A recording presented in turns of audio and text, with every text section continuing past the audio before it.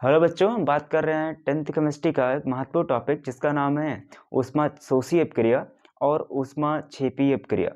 तो ऊष्माशोषी और ऊष्माक्षेपी अपक्रियाएं क्या होती हैं?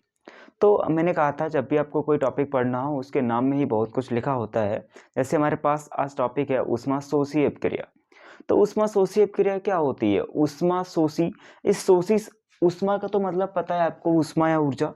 अब उस शोषी शब्द का मतलब होता है अपशोषण करना। वह अभिक्रिया जिसमें ऊर्जा का अवशोषण हो रहा होगा, यानी अगर कोई अभिक्रिया हम कराएं, उस अभिक्रिया को होने के बाद या उस अभिक्रिया को होने में अगर वो अभिक्रिया होती है तो ऊर्जा, अगर उस अभिक्रिया को ऊर्जा की जरूरत है, यानी उस अभिक्रिया के होने के बाद ऊर्जा का अवशोषण हो जाता है, तो हम कहते हैं वो अभिक्रिया कैसी होगी? ऊष्माशोषी अभिक्रिया। जैसे हम बात करते हैं क्या होती है ऊष्माशोषी अभिक्रिया? वह रासायनिक अभिक्रिया जिसमें ऊष्मा या ऊर्जा का अवशोषण होता है, उसे हम ऊष्माशोषी अभिक्रिया कहते हैं। अगर किसी रासायनिक अभिक्रिया में ऊर्जा का अवशोषण होता है या ऊष्मा का अवशोषण होता है, उसी अभिक्रिया को क्या कहते हैं? ऊष्माशोषी अभिक्रिया कहते हैं। अब इसका उदाहरण याद रखना है। ऊष्माशोषी अभिक्रिया का उदाहरण है बर्फ का पिघलना। जब भी आपने देखा होगा, जब बर्फ पिघलता है तो बर्फ जो है पिघलने की प्रक्रिया, बर्फ के पिघलने की प्रक्रिया जो होती है, बर्फ जब पिघलता है तो उसके बाद क्या बनता है? बर्फ पिघल करके जल बनता है। तो बर्फ का पिघलना एक ऊष्माशोषी अभिक्रिया का उदाहरण है। याद रखना पड़ेगा कि बर्फ का पिघलना क्या है? एक ऊष्माशोषी अभिक्रिया। बर्फ ऊर्जा का अवशोषण करके जल में पिघल जाता है।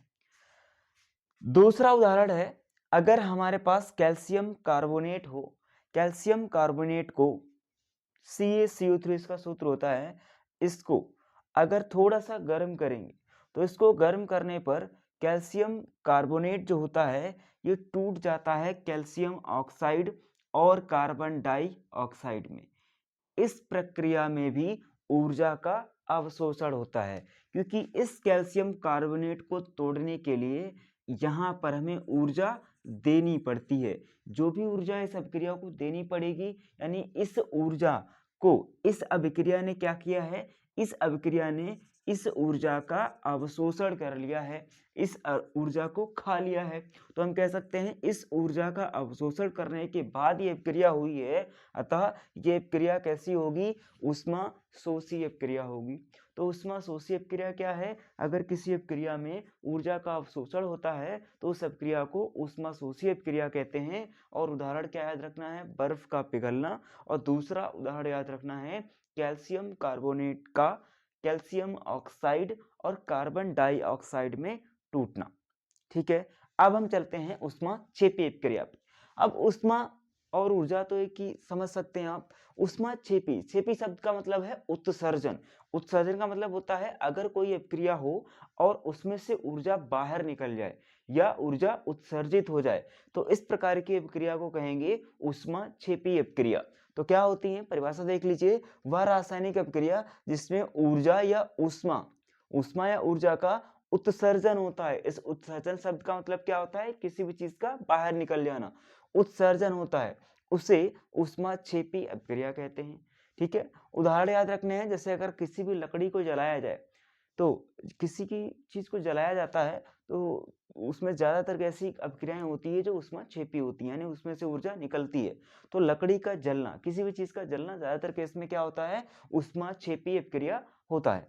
दूसरा उदाहरण क्या याद रखना है कि अगर हम ऐसा करें, कैल्शियम ऑक्साइड को, देखो यहाँ पे कैल्शियम ऑक्साइड को जल में डाला जाए, कैल्शियम ऑक्साइड को जल में डाला जाए, जल में मिलाया जाता है, तो इन दोनों के मिलने के कारण जो चीज बनती है उसका नाम होता है कैल्शियम हाइड्रोक्साइड। मैं क्या कह रहा हूँ? कैल्शियम ऑक्साइड और जल आपस में मिलकर के कैल्शियम हाइड्रोक्साइड बनाते हैं, इसी को कहते हैं चूने का पानी।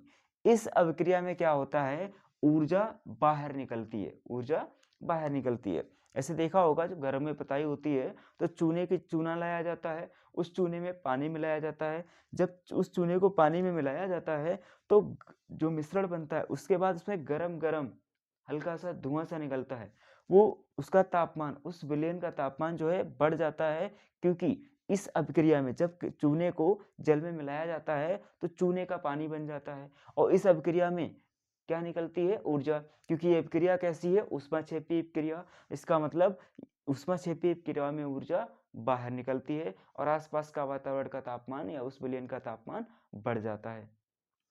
ठीक है, तो ये रही हमारी ऊष्माशोषी अभिक्रिया और ऊष्माक्षेपी अभिक्रिया। तो हम फिर से रिवाइज करते हैं। ऊष्माशोषी अभिक्रियाएं क्या होती हैं? वे अभिक्रियाएं जिनमें ऊर्जा का अवशोषण होता है, ऊष्माशोषी अभिक्रियाएं कहलाती हैं। उदाहरण क्या है? बर्फ का पिघलना और कैल्शियम कार्बोनेट का कैल्शियम ऑक्साइड और कार्बन डाइऑक्साइड में टूट जाना।